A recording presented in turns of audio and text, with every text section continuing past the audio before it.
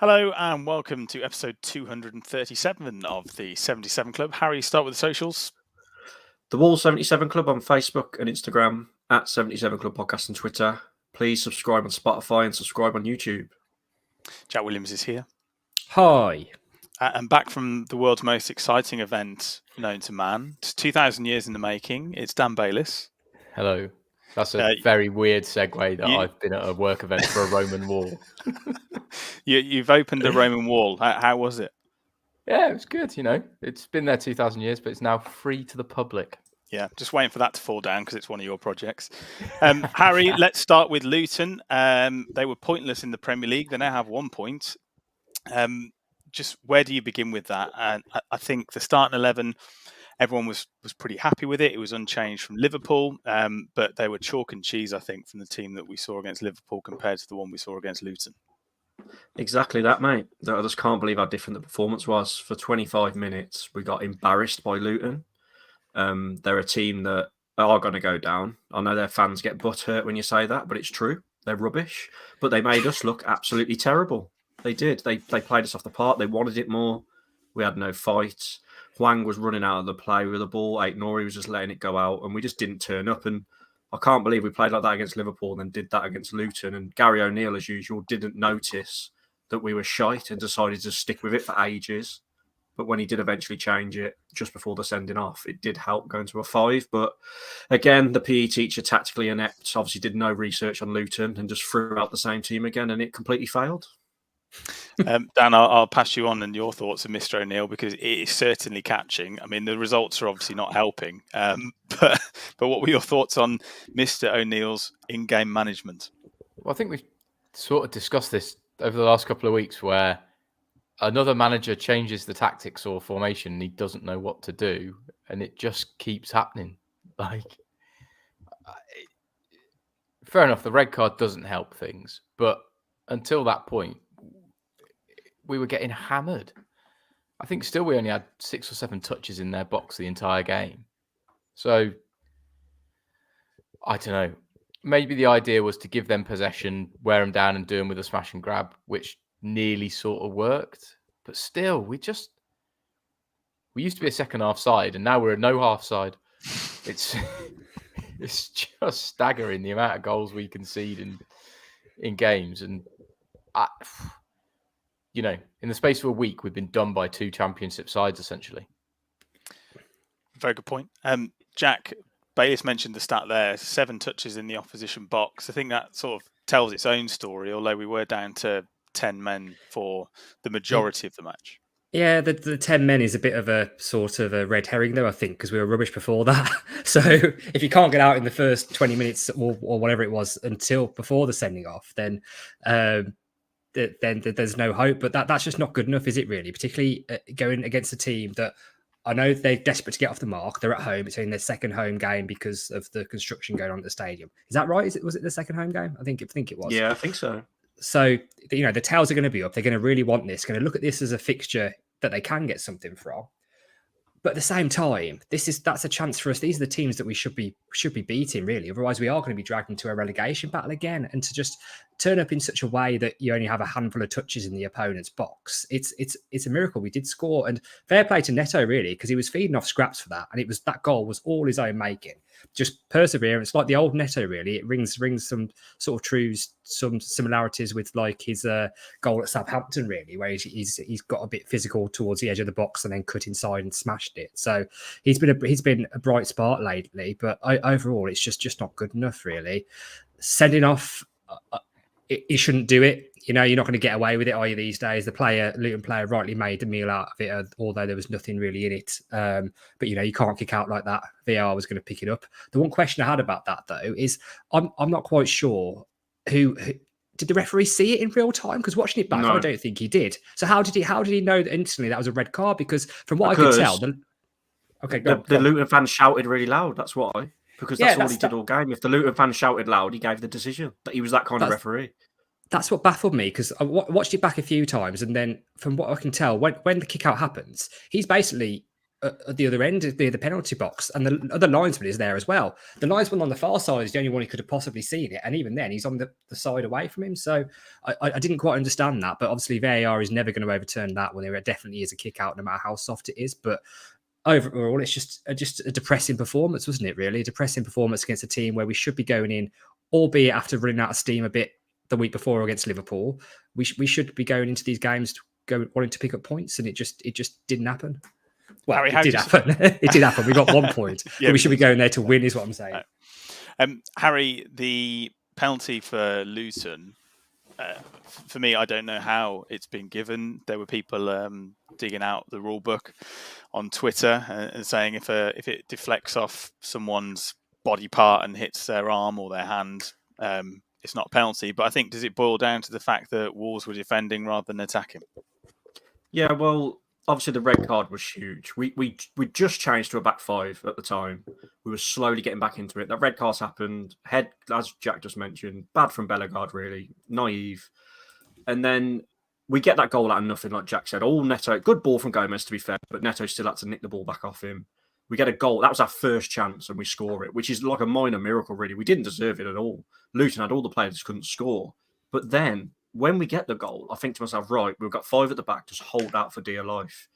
But then and we were doing okay, to be honest, at that point. I thought, although Dawson had a bit of a howler first half where he nearly gave him a goal, bit of a mix-up with Sarr, but it was actually Dawson's fault this time. I actually think they defended well. We were looking like we were going to see it out. Luton didn't look like they were going to score at all, in my opinion. But then that happens, and look, at the time I didn't really see it, and then when I saw the replay, my instant reaction to it was, that is going to be overturned because it flicks off his leg, it's flying away from goal and hits his arm. There's no way he can get his arm out the way.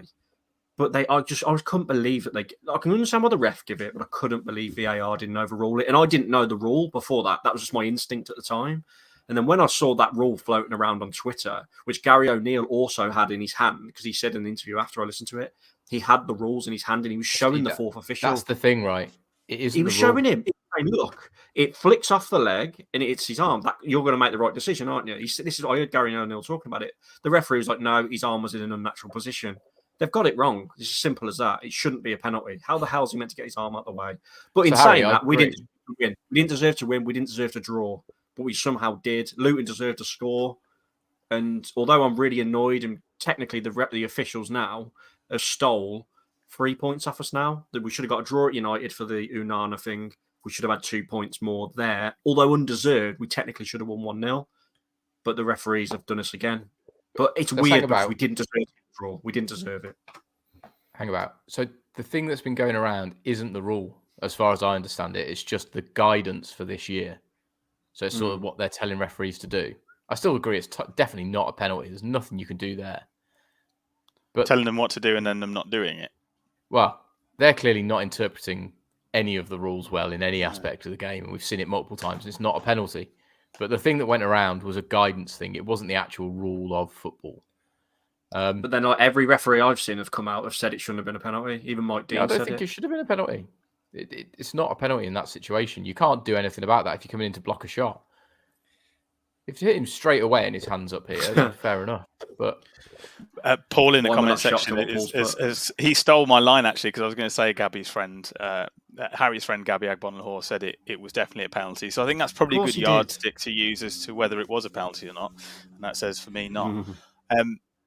Let's go back to the in-game management though, Harry. The substitutions made absolutely no sense to me. I just didn't understand what he was trying to do. And, half time, Nori comes off, Doherty comes on, and all of a sudden it seems like we had about 9 right backs going. I just didn't understand it at all. Well, to be fair to the PE teacher, he changed it, but he changed it a bit too late, in my opinion. Like after 10 minutes, you could see we were getting dominated. So we should have gone back to a back 5 earlier. He goes to a back 5, makes the substitutions at half time. Doherty comes on left wing back. Nori goes off. And obviously, Totti Gomez comes on. So he did the right thing. But then, to bring on Babacar Traore and Tommy Doyle, I understand he's trying to protect the draw.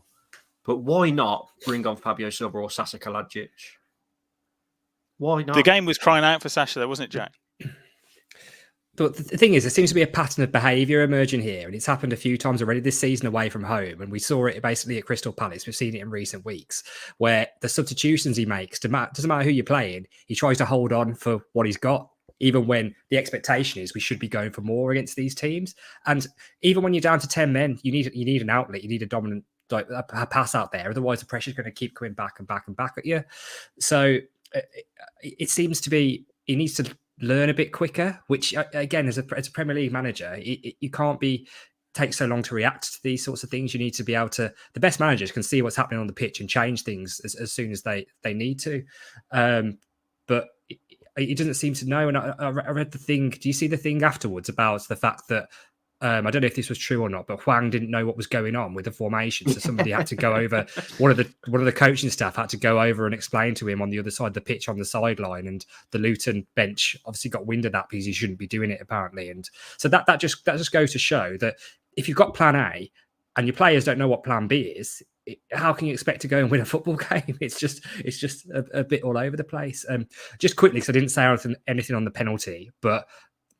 It's just a shambles, isn't it, really? Because you think about it now, you think about the Man U decision at the start of the season, you think about that one yesterday. That's probably 4 points, really. There's a point we should have got at Man United and 2 points, more points we should have probably undeservedly got against Luton.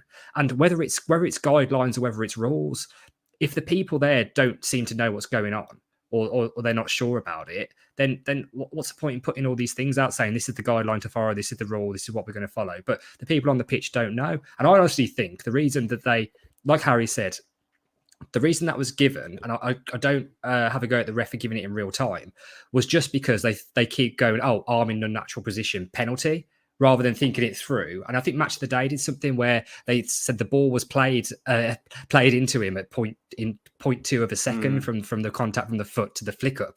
How is he supposed to react like that? Just because you're allowed to put your arms where you want to. You're not allowed to just not use them or chop them off. You can put them up in the air, particularly when you're diving in for momentum. You need to. So I don't know what they're expecting, but it's just another case of just an absolute shambles. I'd love to hear the audio from that. Do you know what made it worse as well, Jack? What made it even worse was the fact that it deflected off his leg, and if it didn't hit his arm, it flew out, like it had cleared out towards the halfway line. I could kind of a little bit understand if it was going to fly into the top corner and he blocked it, but the fact it was flying away from goal as well just makes it even worse for me. Like the one in the Arsenal-Tottenham game, that although he couldn't react, that literally stopped it going into the net. So it's like a bit of a weird area, isn't it? They need to sort out. It seems, Dave Bayliss, it's a mixture of not implementing the rules properly and going with the on-field decision regardless. It again goes back to the arrogance of it, right? And then what's the point having the system if it's going to just side with an on-field decision? Yeah. It's an absolute mess. I don't know a real football fan that likes it and wants to keep it. Everyone I speak to hates it. So I agree.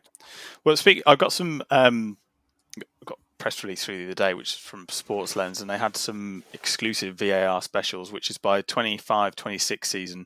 VAR to be scrapped is 8-1. Audible explanations from VAR officials is 7-2. Stopping the clock for off the ball scenarios is 10-1, and VAR to be introduced to the rest of the EFL is 16-1. Which one out of those do you think is the most likely to happen? Probably explain one, isn't it? The explain one, all the clock stopping. I mean, I think the EFL would push back on this massively. It's unpopular amongst Premier League fans, and the fact they'd have to spend, some of the clubs would have to spend quite a lot of money if they rolled it out to the whole top three leagues. That's a lot of infrastructure they're going to have to put in place and technology to suspend on something which the fans won't want at that level. I mean,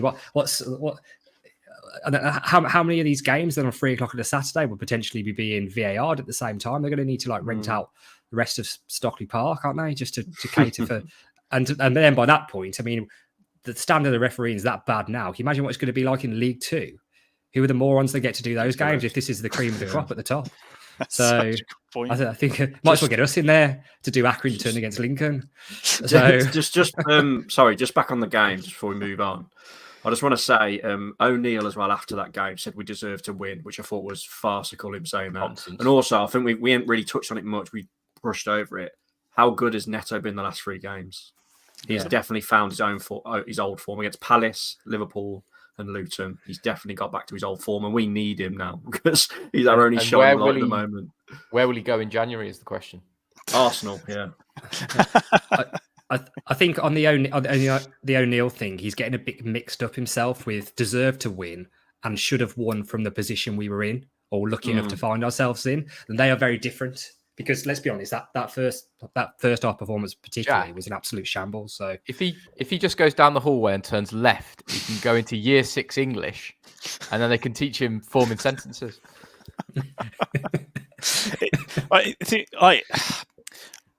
I want to stick up for him a little bit because he obviously hasn't been there that long and hasn't had a pre-season and trying to get his point across and all these different things. But Harry, is there a glimpse of hope, or is because we're going to talk about Ipswich now and his in-game management was beyond awful.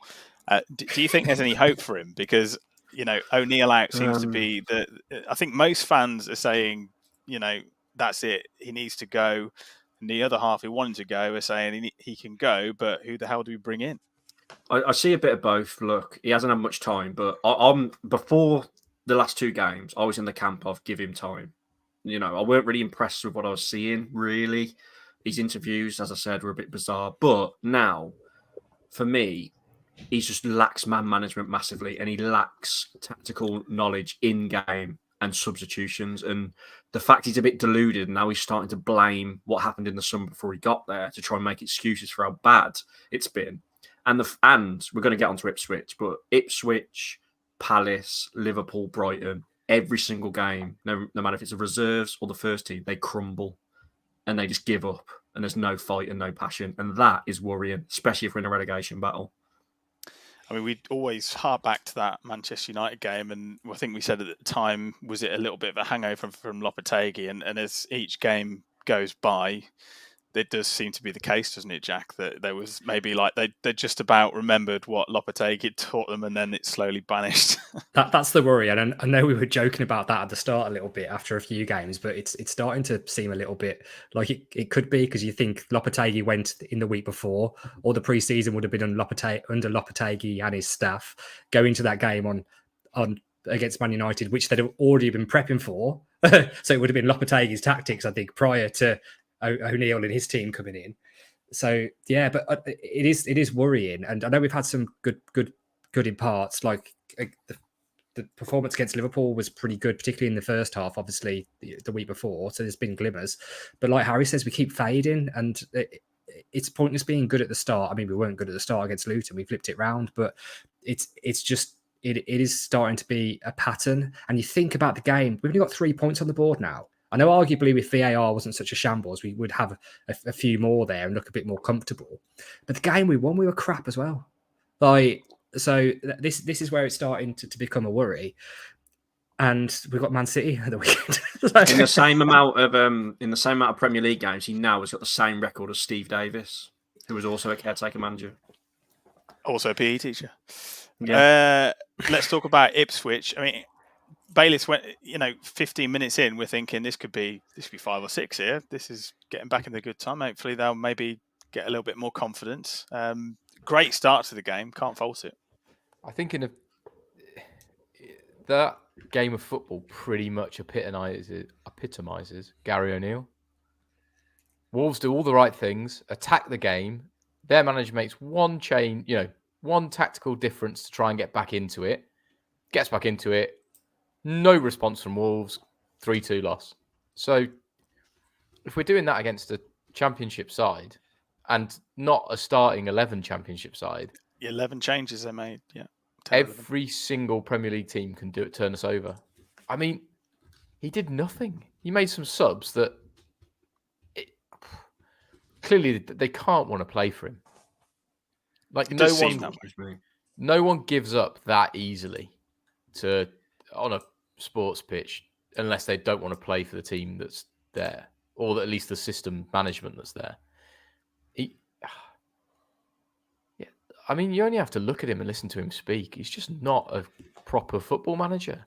I mean, his experience is a bit of under-23 stuff, a coaching role at Bournemouth, just about scrape Bournemouth up, and now he's going to come and take us down. So I mean, I just don't get it. I don't get how that was the best candidate for the job. It wasn't. No, it wasn't about getting the best candidate, was it? It was getting a Cheap. yes man who would come in at short notice. And when you're lowering your standards like that, the only people you're going to get are people of a lesser caliber than the fans expect, really. Because cheap option, short notice, happy to be a yes man, to not be in control of transfers, and just come in and do as he's told and coach what he's given. And Fosun have a lot to answer for, really, because you think back to probably the pod we did just before the season started. Like I was really gutted about it because we're losing some of our best players. I know people say, "Oh, we only lost Neves," but we lost some senior players as well, and not properly replaced them at the time. And the only shining light I had was, I think, well, at least we got the manager, and then that was pulled out from under my feet just before the start of the season, and we had a little. Whatever it was, a little boost, I think, at the start. But again, whether that was a Lopetegui hangover, like you said, I don't know. But what's the long term plan here? What's Fosun's plan with this? Because how long do they give him? How long was his contract that he signed? 3 years. Brilliant. Okay, so that's just throwing money down the drain again, isn't it? Yeah. Just back on the game, because I want to pick up something Bailey said. I completely agree about the not wanting to play for him thing. Did you see Fabio Silva when he come on? Oh, he's hugging. He was hugging their players, picking them up. And in his interview with the Express and Star, he said he only stayed because of Lopetegui. It's a joke, isn't it? I think. Also, just on the Ipswich game, just for a second, I will eat my words on Dan Bentley because he did not shower himself in glory at all. Jose Sarr for life. Harry, I mean, to be fair, the third one's a little bit of a worldie, but you could say his positioning is a little bit off. But I think he's got a hand in all 3 goals, to be honest. Yeah, first one beat at the near post, shouldn't be happening. Second one, horrendous. I could have saved that, and that's saying something. Third one, absolute bullet, but he was there. He was stood right underneath it. He should have got it. But yeah, I agree. I've been calling for Bentley to start. I've been calling for him to start, and I don't think he should now. I'm just going to quickly roll over some positives. Hwang scored again. That was good. I thought Sasha looked good the first 15 minutes. Sarabia may as well go back to PSG because he is hopeless. I don't know what's the point in being here. And I thought Babacar Traoré was all right. Apart from that, everyone else was horrendous. The new lad, Santi Bueno, was crap, although he nearly scored. But yeah, like Bailey said, I think that's the main point out of last night's game. Not any of them players that they wanted to fight for a first-team place or wanted to fight for that manager because he is dull as dishwater. And at least Lopetegui, although he had not like pissed off a lot of players would have ran through brick walls for him because he's a good man manager. Gary O'Neill's a PE teacher, a good head coach, couldn't man manage a sardine. Good. The thing that really got me is I know everyone's saying that their winning goal, as it was an absolute bullet, but watch the build up to it because they play it out from the back. Ipswich do. They play it out from the back. They get a little bit of a lucky break halfway through, but they play it out from the back and pass us apart to create that chance. And that's just disgraceful. Like these players here, give up. These players here should be fighting for a place in a, what people think or Fosun think should be at least a mid-table Premier League team. Some of them have featured a bit and have been on the verges. Some of them are just coming in, and it was their first chance to make an impression. And they're just second best to a team that I know are doing all right in the Championship, but it was their second team as well. Yeah. So that you can say we made 10 changes, but so did they. So we've lost to a Championship team's second string. And the main reason for that is particularly after being 2 goals up was just lack of wanting it, lack of desire, lack of effort.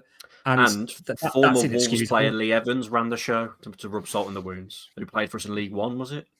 Yeah, he did. Yeah, 67 games. I think he did over 5 years. I think he played for us in League One as well, didn't he? So he was there for quite a while. Obviously, came through the academy. Do you know what else baffled me as well? Is the fact he brought Nathan Fraser on before Fabio Silva. That was weird as well. Just the in-game management, isn't it? It's pathetic. And to be fair, the one player I thought did have a good game was Traoré. I thought he looked decent. But Cunha, I don't know why it's not working for him. He just has absolutely nothing. And, he's getting caught offside or silly fouls against a team that have just got promoted from League One last year. Yeah. Harry's was quite a big Kuna fan, weren't you, at the start of the season? I thought. Yeah, I still think he's brilliant when he's not trying to score. I thought that's a good point for Paul Somerset. Gonzalez, why not give him a start? Thing is, I think I see that transfer as a cheaper version of Fabio Silva. You know, he's 18 years old, no experience in England. Just he won't be ready. He won't be ready. Sorry, just on Cunha as well. I thought he was non-existent against Luton as well. So, and then he come on against Ipswich and was non-existent. So, I don't know, £40 million. He's got to up his game. But maybe he's annoyed with Gary O'Neill. Maybe he don't want to pay for him either. So I'll go back to my question then. What's the plan here? What do we do? What do Fosun do? They are just crossing, wait until they are crossing every part of their body that we come 17th. They're just praying for it. What do you think that would happen, though? I don't see it happening. We're banking on 3 teams being worse than us rather than us being good enough to stay up at the moment. And if you want to do that, you need to beat Luton. So look at the points that we've actually got. We probably didn't deserve it against Luton. We got played off the park against Luton. And the Everton game, how Everton didn't score 3 or 4, I've got no idea. I mean, we deserved a draw against Man U, but apart from that, we don't deserve anything really, have we? Oh, I mean, Mark Rhodes is asking. Oh, hello, Mark Rhodes. Asking the question: who would you bring in? Warnock. It's got to be Warnock. I'm sorry, the time's come. Get him in, just purely for the soundboard, mate. Purely. That's a very good point because I haven't used that soundboard for ages. Everyone's saying the old Brighton manager. I think what was his name? Escaping me. Someone remind me. Potter, but he's too much money. They get a cheap option, don't they? They can't. Rob Edwards. The thing is, the most frustrating thing is they've spent what must be over £10 million getting rid of Lopetegui. Has to be just because of what wages he was on and his backroom staff. You then give Gary O'Neill a 3-year deal, and you're going to sack him 10 games. We could have had anybody for that amount of money. Anybody. So I don't know why the money is even being called into question. These are decisions that were made 4 or 5 weeks ago. I just don't understand it. I just don't understand. Do you know, you've got to call out as well, who's someone I praised over and over again. You've got to call out Matt Hobbs because he was the one who chose Gary O'Neill. But chose him from what list though? Like this is the thing, because when you're working with such tight parameters, then I mean the fact they only had one interview for that position because of the time pressures. Really, they wanted somebody in before the start of the season, didn't they? Because it was a very unwelcome situation they found themselves in. But for a job like that, if they did only actually have one interview, that's that's an area to improve. Given how Wolves' recruitment's gone in the last few years, the 2 other options were the bloke that cleans the toilets and Rolf Harris. Like, what? Well, clearly, no one is going to want to come to Wolves. No one's going to want to come to Wolves, a terrible side who've just lost their manager. I bet the list was non-existent, right? Who else would have been on that list? You tell me. Probably not Rolf Harris, I'll be honest. I was picking 2 people that out of fresh air, and then I thought, I can't go too rogue, so I'll go Rolf Harris. Let's be honest. A lot of people would want the Wolves job, but a lot of people like Gary O'Neill would want it. Top managers wouldn't touch it. No good manager would want it. It was a poison chalice. It was a poison chalice. All the good players had gone. It was clear the owners wanted to sell up and get some money back out of it. It was an FFP trouble. And at the same time, they'd literally just... Lopetegui walked away. That list, they'd have said, we interviewed some candidates. The candidates would have been the first 3 people they dragged off the street that had some coaching badges. And then Gary O'Neill. That was it. I'd love to be proven wrong, but the club will never say, will they? We didn't interview anybody. It's so clear now because look at the mess we're in. Yeah, as doom and gloom as it is, I think the only option we've got again, which is, I'll say it through gritted teeth because it's hard to do, is we've still just got to get behind him, but it's so hard to do with what we're watching, isn't it? We've got no. I'm not getting behind that. I saw a meme the other day and it was like, how excited I am to watch my football team, and it's like literally Monday to Saturday morning, and then you want to kill yourself for 90 minutes and then just be sad for the rest of the weekend. And I thought it actually sums it up because I've been I don't know why, but I've actually been quite excited this season and looking forward to playing, and then I have to watch that shower of shit and I just don't know if I even want to do it anymore, whether I can do it anymore. Harry, what can we do to make it better? What I will Really say drunk. is I blame all the people that hounded Nuno out because we had it so good with him. And even when it was shit, we finished 14th and we were devastated with 14th. God, how good did we have it? Even when it was boring in lockdown, how good did we have it? We're all a genius in hindsight, but I was gutted when he left. So all you people who wanted Nuno out, hang your head in shame. It's your fault. I love a lot on Twitter. It's popping up now, and people are like, "Oh, we need to get Nuno back. Nuno's winning the Saudi Arabian Money League. He's, his team won it last season. He's not going to want to come back here. He's going to be on the mega bucks now. He's got like Kante in his side. He's not going to come back true. here." How do we get behind it though? Because I can't think of a time this bad at watching Wolves play football, not in terms of results, watching Wolves play football and since Glenn Hoddle. Double relegation. I think that's up there. Yeah, that was terrible, but I still don't think the football was as bad as this. It was, Bayless. It was pretty shit, yeah. It was very shit. It was very Under shit. Saunders, it was like watching, Oh God, fucking hell, I don't know. Actually, yeah, sorry. Piss. God, Dean Saunders, Jesus. He's available. Anyone else from TalkSport? So when you say we have to stick with him and get behind him, which I get. So if we lose to Man City, which we will, if we lose to Villa, Sacks. will. I think he's gone. I think if he loses the next two, he's gone. well, then we've got Bournemouth after that. So I think if he I loses don't, those yeah. next three, no chance. But Yeah, I think if we lose to Bournemouth, then he's gone. Here's But one you for you think- then. do you think we're not expected to beat Man City? We're not expected to beat Villa at the moment. Let's be brutally honest. I know we have a good record we against get them at hammered. home. No, but that's the thing. Yeah. Sorry to put in, Bayless. Our start to the season has been pretty difficult on paper, but still, we should True. have more points than we've got. Fucking Gary O'Neill couldn't beat a piece of paper. He'll give you one to do some lines on, and that's about it. I think. Here's one for you, right? What odds right now is O'Neill to be the next manager to be sacked? I don't know, mate. I ain't got 8 to Sky Bet 1. up, but I'm sure Pretty it's up there. short. You can get 14-1 with Paddy Power. That is free. Really? 40 right now. I've just looked on the app. Paddy Power, Well- you can get 14-1. But who else? Who's favourite? Who else might go first? The The Sheffield United Sheffield Sheffield United. United manager. Yeah. or Heckenbottom. You know 2-1. what? As well, I know we're going to get onto the Man City preview, but I know for a fact we're going to have like a worldy first half again, like against Liverpool. Something weird's going to happen. I'd feel better about it if they didn't put 8 away past Sheffield United last game out. That's Newcastle. Oh, That's Newcastle. Sorry, I confused myself. Be 12 then, wouldn't it? Playing City tonight. Yeah. Well, let's talk about City.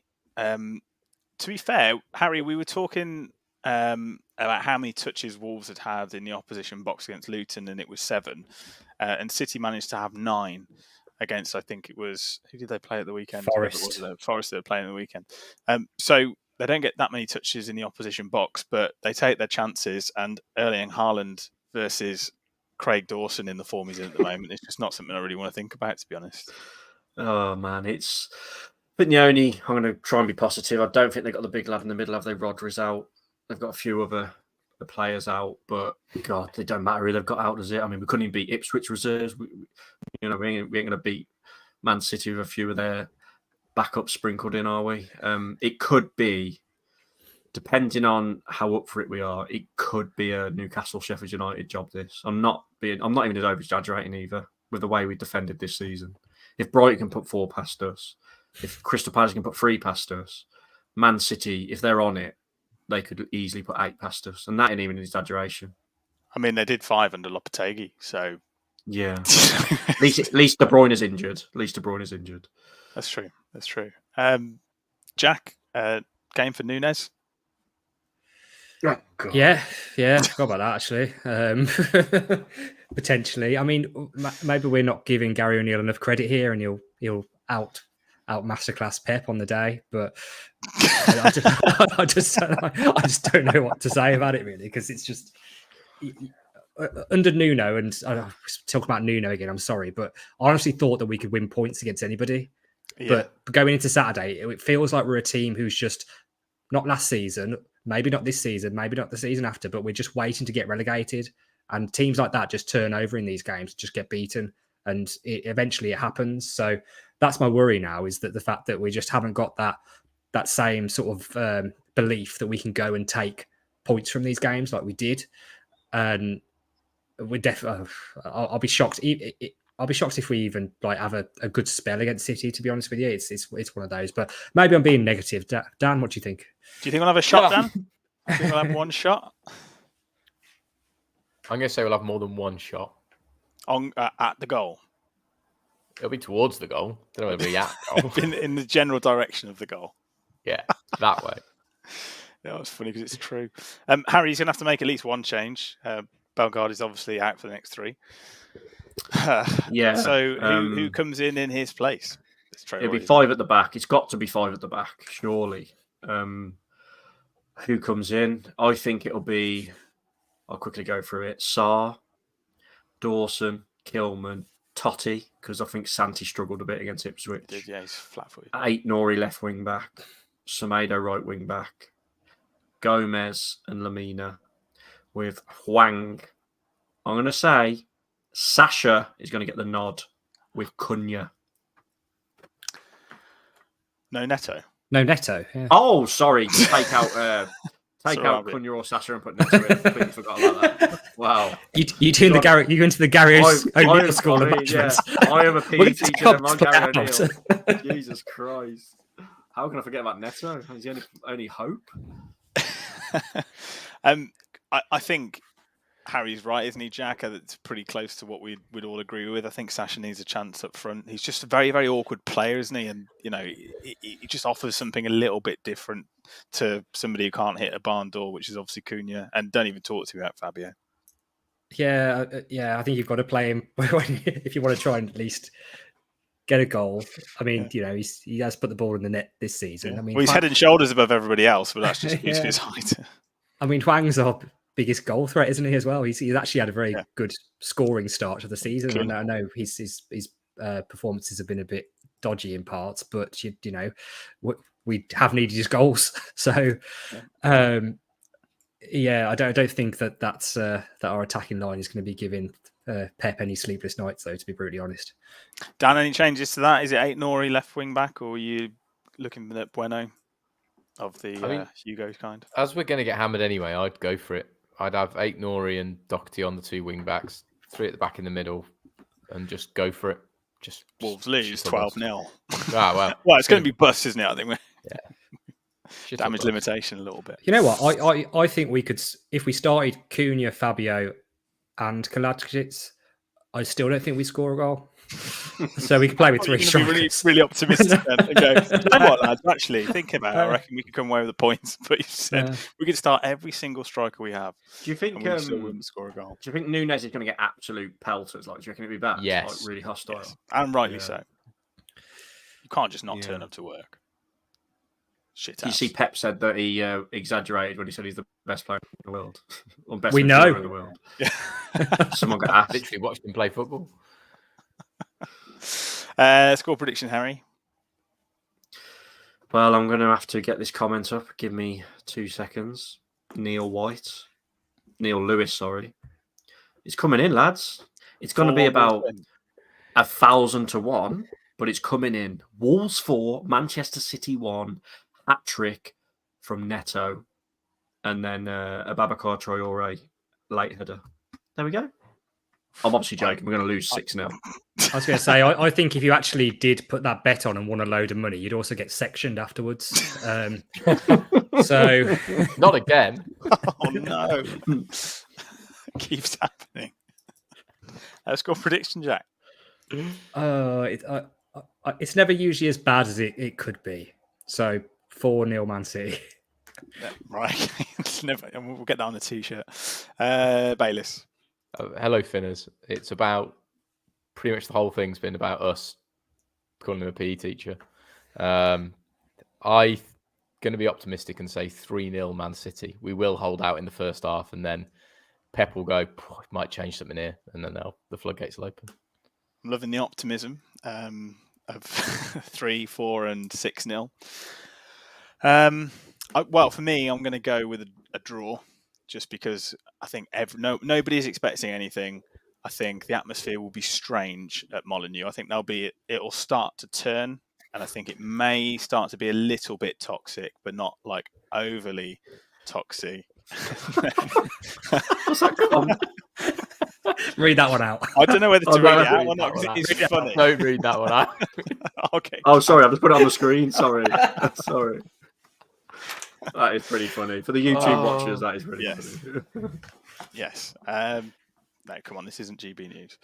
Let's go and get your latest betting odds and ticket news. More like a wake.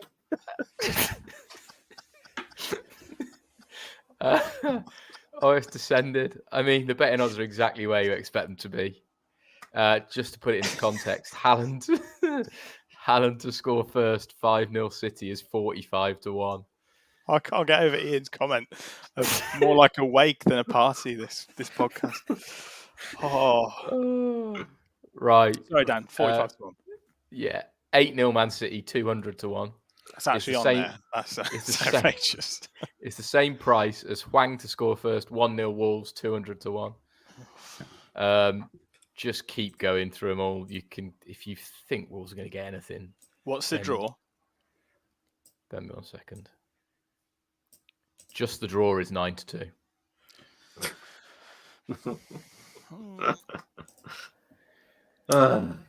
You can get nearly 9-1 on Wolves.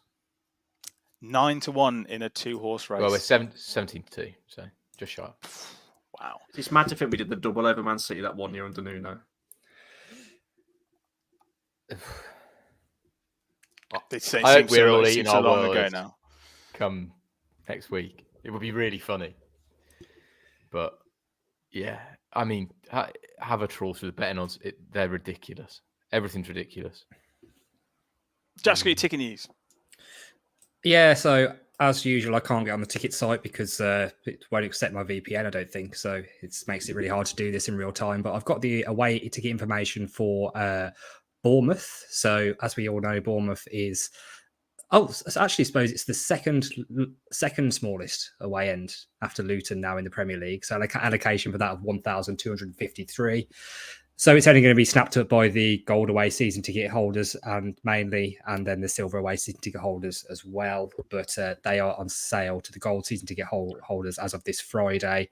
And then I believe there's a ballot in place after that for the silver away STs.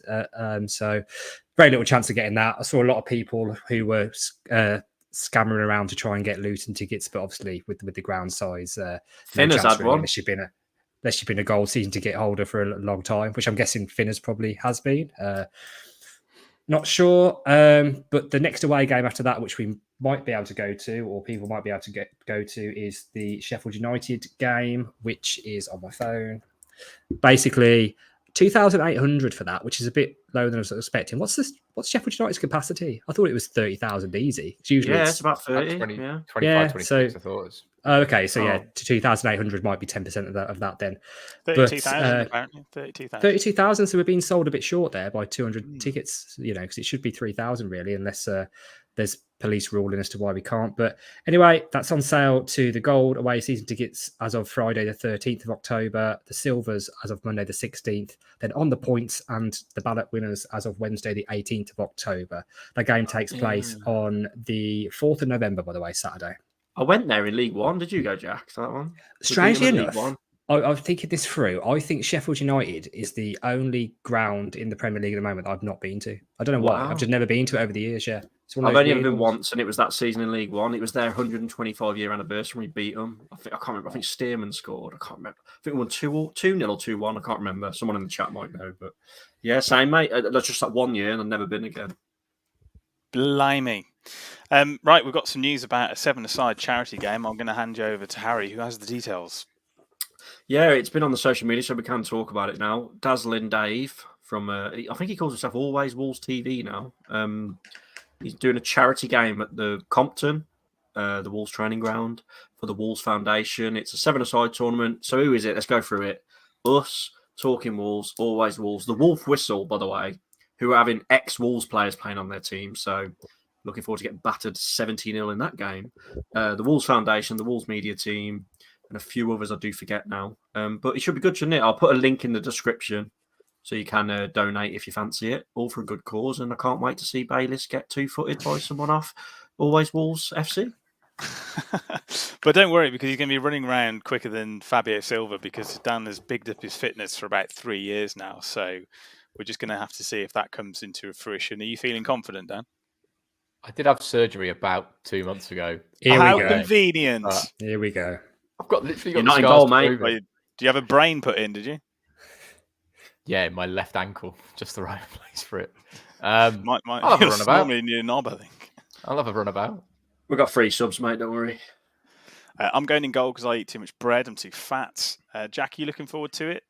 I'm looking forward to being on the bench for most of it. Yeah, hopefully. Yeah. Because Yeah, so I should add. Oh, go on, Jack. Sorry. no, I was going to say I think they've probably got a half decent squad of 7 players. If I'm not really involved, I think you'll be all right. So Yeah, so that's the catch was it was very strict rules. So the people on our team have got to be associated with the podcast. So Mark Rhodes is on our team because he's been on the podcast. Tom Rouse is playing for us. A few more mates, Lewis and Rags, and that helped us back in the day with Turin and things like that. Seb, who used to come on the podcast before he left. I ain't seen him since. This is about 4 years ago. I think he can't get out the door. I don't think. But Sam, you're in goal, aren't you? I don't know what your goalkeeping experience is like. Incredible. Yeah, safe pair of hands. Yeah. But it's all in Jose good faith. Sarr, isn't he? That's Jose literally Sarr, Jose big Sarr. Yeah,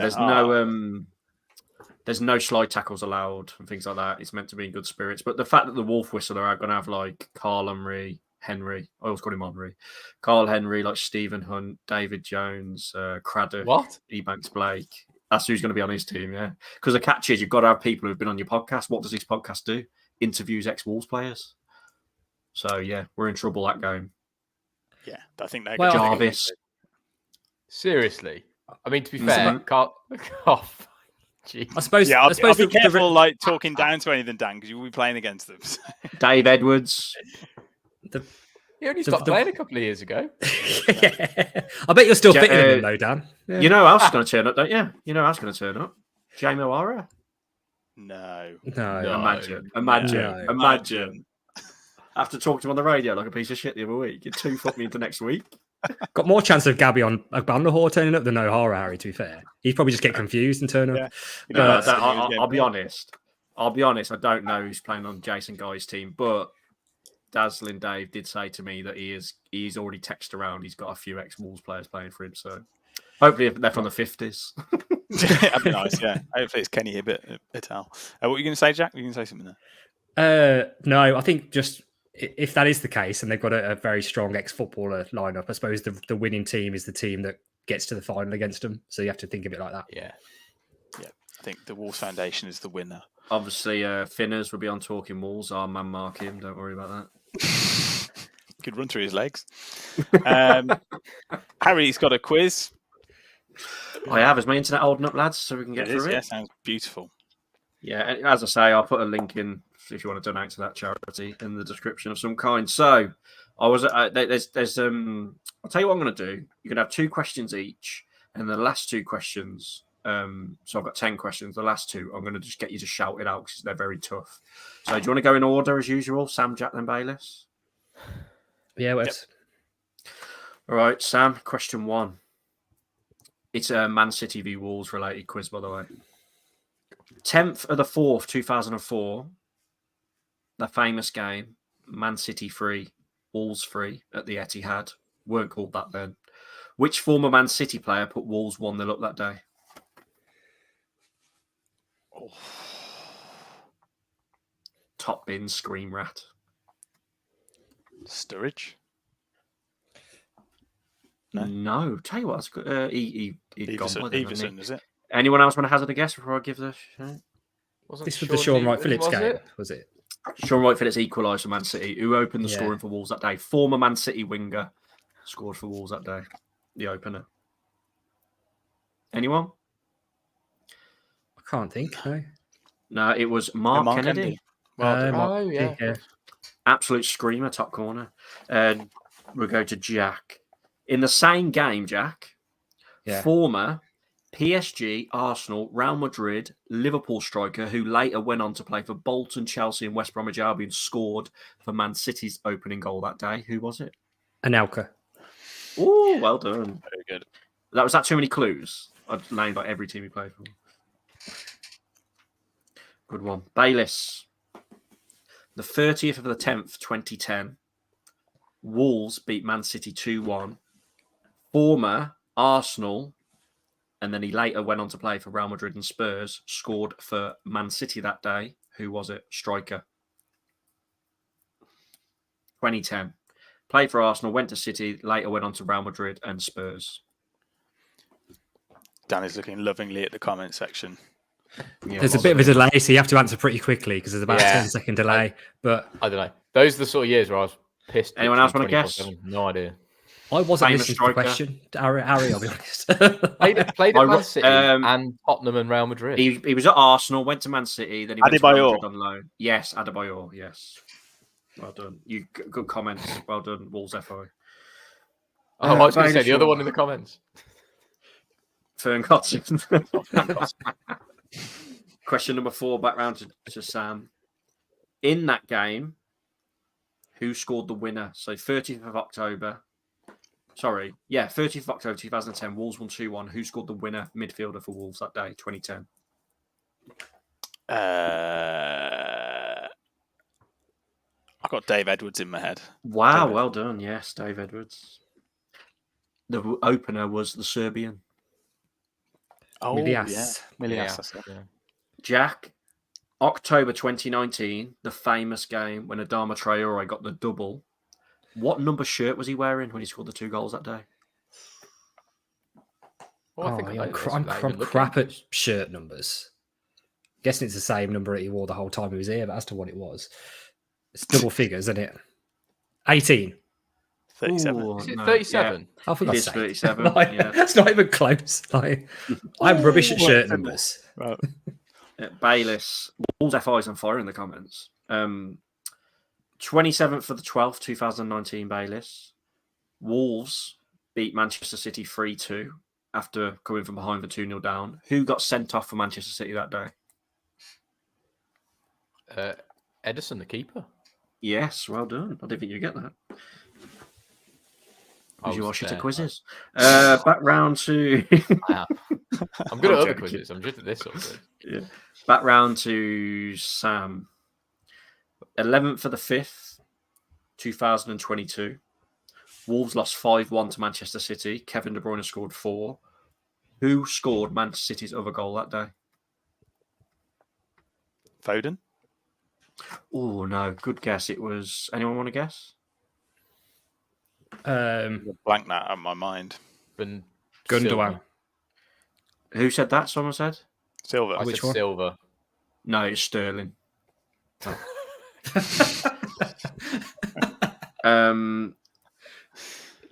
Jack, who scored Wolves' goal that game? Oh, I can't bloody remember, Harry. Have a guess. 2019, midfielder. 2019. I was Sorry. Neves. No, Dendoncker. Okay. Right, it's 1-1-1. I've got 2 questions left. Technically, Bailey should have another question. The last 2 questions are like clues. They're so they're very hard. Bailey, do you want to have this one on your own to try and win it? Yeah, go on, Yeah, go on let him then. have that, yeah. And if not, it's a draw. Which Roman wall? No, so Man City. at Bayliss, who is this player? Name him. He played for Manchester City between 2003 and 2004, made 2 appearances with 0 goals. And then he went on to play for Wolves in 2007-2008 season. 29 appearances, 4 goals. Who is it? So he played for Man City. He played for Man City in 03-04, made 2 appearances. Played for Wolves in 07-08, 29 appearances, 4 goals. That's difficult. Cool, that's hard. I said they're hard. Mm. It's a draw. What's if the you year don't get again? What's the year again? this. 07-08 for Wolves. Yeah, I think so he's just McCarthy era. yeah. Do you want me to tell you his position to make it easier? Nah, I'm struggling there, mate. Is a striker anybody? can't think of Man City. Unless played like, 4 so like times in Man City. unless like Colton Cole ended up No. at Man City for a couple of games, like No, Carlton Cole played for us years before that. It was Stephen Elliott. Nah, Wow. Never Sleeve. got close to that. So at the moment, it's 1-1-1. I've got one question left. The first person to shout it out wins. Here we It's go. a similar This is sort of Here question. we go. Played for Man City in the 1991 until 1996. 174 appearances, 11 goals. He then played for Wolves from 1996 to 2000. 150 appearances, 10 goals.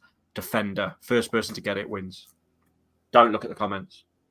Osborne. No, he's a defender. When Osborne a midfielder. Yeah, I know. I'm just guessing players from that era. He was a centre half. O'Neill out. Oh, Oh, is it gonna get a Keith winner? Curl? I Is that don't what the comments? Stuart and Wolf thinks Keith Curl. That is the right answer. Well done, Stuart. Well Wolf. done, None of you Stuart. win. Great guess. I'll All tell you what, knowledge. Stuart, for that, contact us on Twitter. You can have a quiz book for free because that's unreal knowledge. Yeah, that is very good. Keith Curl, yeah. Played for Man City for 5 years and played for Wolves for 4 years. No one Good won knowledge. then, you all drew. We all drew. Everyone's a winner. Everyone's a winner. Excellent. Okay. We will put out a link if you do want to donate for the charity game. We will make sure that we film all of Bayliss's highlights and spread them around to whoever wants to see them. We'll say goodbye to Harry Mansell. Say again, Bayliss. It's literally just going to be like, it's going to be Fabio Silva's highlights. I'll run about for about 40 minutes. Hug the Everyone will be opposition. happy. Yeah. Yeah. Yes, goodbye. Just quickly, there'll be way more details about that game on Monday because got to go to Molineux for something to do with it. So there's like a draw, a bit like a Champions League draw. It's a tournament bloody hell. format. So yeah. It's like a bit of a draw. We know what colour kit we've got. And I'm sure Dazzling Dave will release the club are involved. The club have sorted out all the officials, the ambulances and all that. So lovely. What colour kit have we got, Harry? I don't know. It's a draw. It's like It gets pulled out the hat. Okay, is that going to be live streamed or is it going to be on? I don't know. After the news on Sky Sports. Right. It will be on BBC WM. Awesome sound. Excellent. Goodbye from Jack Williams. Bye. That's a goodbye from Dan Bayliss. Goodbye. And it is a goodbye from me. Goodbye.